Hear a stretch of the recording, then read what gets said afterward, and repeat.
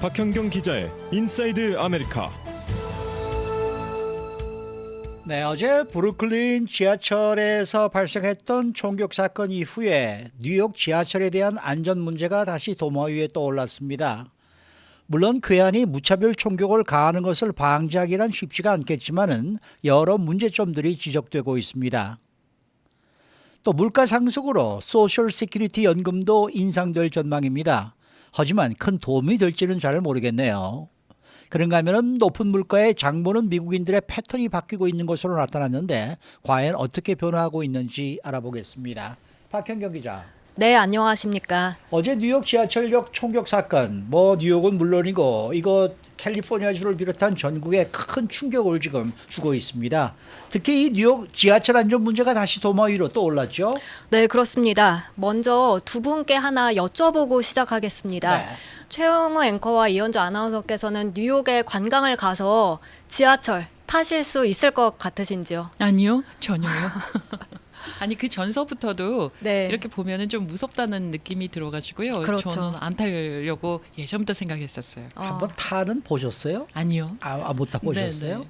저는 1974년도에 가서 한번 탔을 때 그 어, 지하철이라는 걸 제 생전 처음 타봤으니까 1974년이니까. 74년. 와, 네. 이야, 세상에 이렇게 편한 게 있구나. 어, 정말 이거는 별세계더라고요. 물론 그때도 이제 밖에 그 그래피티 낙서가 많아서 굉장히 좀 지저분하긴 했습니다만은 네. 인사이드는 그렇게 더럽지는 않았어요. 네. 그런데 한 15년 후에 가서 타니까 이야, 이건 정말 너무 더럽더라고요. 더더구나 한국 지하철하고 비교를 하게 되면은 이거는 비교가 안 되죠. 이게 그렇죠. 상대가 안 되더라고요. 그래서 네. 요새 뉴욕에 가서 지하철을 탄다? 저는 안 탈 것 같아요. 그렇죠. 근데 사실 뉴욕에서는 지하철을 꼭 탈 수밖에 없는 맞습니다. 거기는 상황이잖아요. 그렇죠. 탈 수밖에 그렇죠. 없어요. 다른 미국과 달리 차를 네. 타고서 움직이기가 어렵다 맞습니다. 보니까 맞습니다. 필수적인 교통수단으로 꼽히는데 이전에도 이현주 아나운서가 말씀하신 대로 위험하다는 지적이 사실 높았는데 네네. 어제 총격으로 앞으로는 진짜 못하겠다. 진짜. 이런 뉴욕 주민들의 목소리가 더욱 높아졌습니다. 어제 이 총격으로 총상을 입었다는 올해 27살 후라리 벤타카라는 남성은 CNN과 인터뷰에서 살면서 느낀 최악의 고통이었다고 하면서 네. 다시 지하철을 탈 수 있을지 잘 모르겠다. 못 탈 것 같다라고 말했습니다. 총격을 당한 부상자나 어제 그 끔찍한 악몽을 겪은 지하철 이용자들은 물론이고요. 그렇지 않은 경우도 마찬가지입니다. 안전 문제 때문에 더 이상 지하철을 타지 않는다고 하는 그런 뉴욕의 가족, 지인, 친구들을 찾아보는 건 어렵지 않은 일이었는데요. 네. 어제 총격이 있은 후에 지역 리더들이 나서서 지하철 안전하니 이용하라 이렇게 말하기는 한참 어려워졌습니다. 네, 그도 그럴 것이 어제 총격 이전에도요. 뉴욕 지하철에서는 최근 몇 년 동안 끊임없이 범죄 소식이 있었잖아요. 맞습니다. 아마 머릿속에 떠오르는 사건 하나씩은 다 있을 겁니다. 그렇죠. 지난달 10일 노숙자로 추정되는 한 남성이 아시안 증오범죄 발언 쏟아내면서 이 피해자는 이거를 영상으로 찍어 인스타그램에 올렸습니다. 모든 아시안은 죽어야 한다 이렇게 소리쳤었고요. 그리고 올 초 1월에는 한 노숙자가 그 맨하탄 타임스퀘어 지하철역에서 40살의 중국계 여성을 선로로 밀어 살해하는 그런 아시안 증오범죄가 발생하기도 했습니다. 그랬었죠. 꼭 일주일 뒤에는 아시안 남성이 또 누군가에 의해 떠밀려서 선로에 떨어졌지만 다행히 이 남성은 목숨을 건졌고요. 이처럼 뉴욕에서 지하철 범죄는 끊이지 않고 발생하고 있는데요. 뉴욕타임스에 따르면 뉴욕 지하철에서 지난해 승객 100만 명당 지하철 폭력 범죄율이 그 2년 전인 2019년에 비해서 무려 25%나 급증했습니다.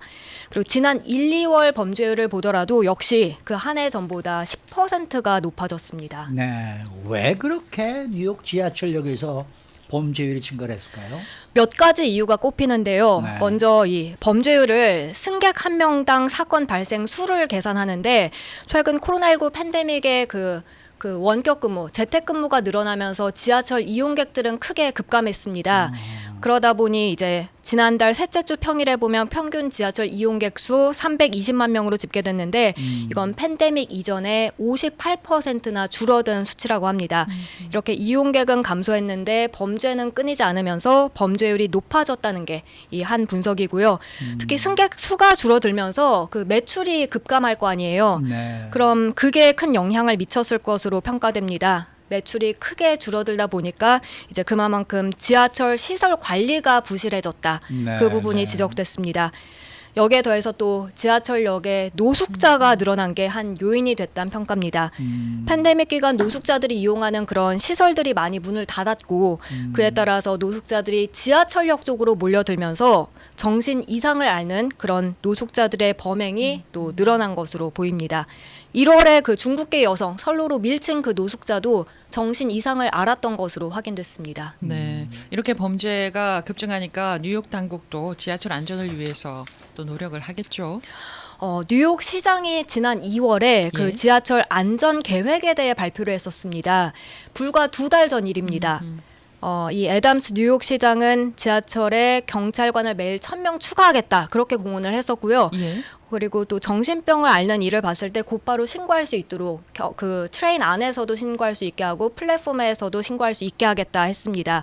그리고 어제는 또 경찰관 수를 2배 더 배치하겠다라고 했는데요. 이런 것에 앞서서 또 NYPD가 지하철 안전 팁이라고 밝힌 내용을 살펴보면요. 플랫폼에 서 있을 때 끝부분에서 떨어져서 그 노란 선 뒤로 기다려라. 그리고 자신의 소지품, 특별히 전자기기를 눈에서 떼지 말아라. 몸 앞에 지니는 지갑은 가능하면 어깨끈을 메고 있어라. 그리고 지하철에서 졸지 말아라 등이었습니다. 네. 맞는 말이긴 한데 이제 승객들이 안심하고 지하철을 이용하기엔 크게 도움이 되지 않는 것들이 많고 뉴욕 시장의 공원도 신뢰가 가지 않는다는 지적의 목소리가 높습니다. 뉴욕 지하철에는 세이프 도어가 없어요. 없죠. 네, 그러니까 그게 끝에 가서 서 있으면 또 뒤에서 미는 사람들이 또 있더란 말이에요. 그렇죠. 네. 네, 참. 이 더군다나 문제로 지적된 게 그런 발표 이후에도 관리가 잘 안 됐다라는 그러한 이제 점이 지적이 되고 있어요. 네, MTA가 지난해 안전 강화하겠다면서 카메라들을 설치했습니다. 총 427개 설치했는데요. 그런데 어제 사건이 일어난 역에선 카메라가 또 작동하지 않았던 겁니다. 카메라가 있는데 작동이 안 된 네네, 거였어요. 관리가 부실했던 거죠. 네네. 그러다 보니 지하철을 안전하게 만들겠다라는 발표에도 신뢰가 떨어질 수밖에 없고요. 어제 총격 발생하고 나서 몇 시간 안 지나서 그 뉴욕 주지사, 캐시 호철 주지사가 지하철이 안전하다는 점 보여주려고 자신이 직접 지하철에 탄 그 이용한 사진을 공개했는데요.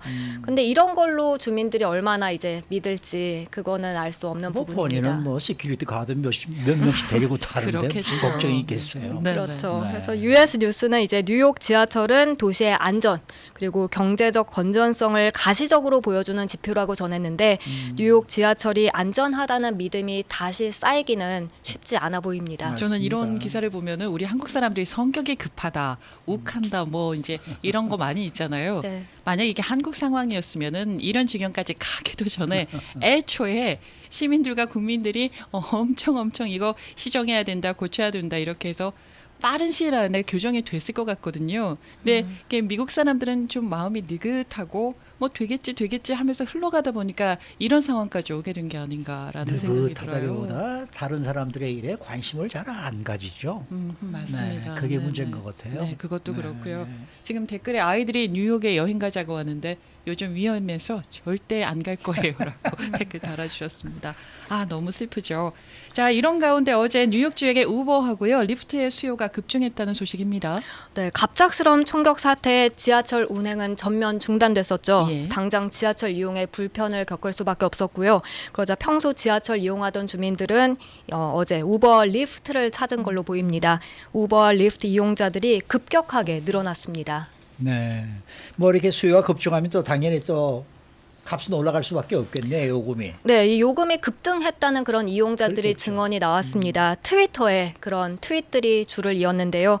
특히 뉴욕 선셋팍에서 맨하튼까지 그 요금이 다른 평소에 비해 2배 이상 달했다고 합니다. 네. 자 그래서 우버하고 리프트가 요금 상한선을 두기로 했다는 소식도 있어요. 네, 운전자 공급에 비해서 이제 사용자들의 수요가 늘게 되면 알고리즘에 따라서 가격이 급등하는 그런 요금 책정 시스템이 있는데요. 네. 네. 우버와 리프트는 이 시스템을 멈추고 뉴욕에 한해서는 요금 상한선을 둔다고 발표했습니다.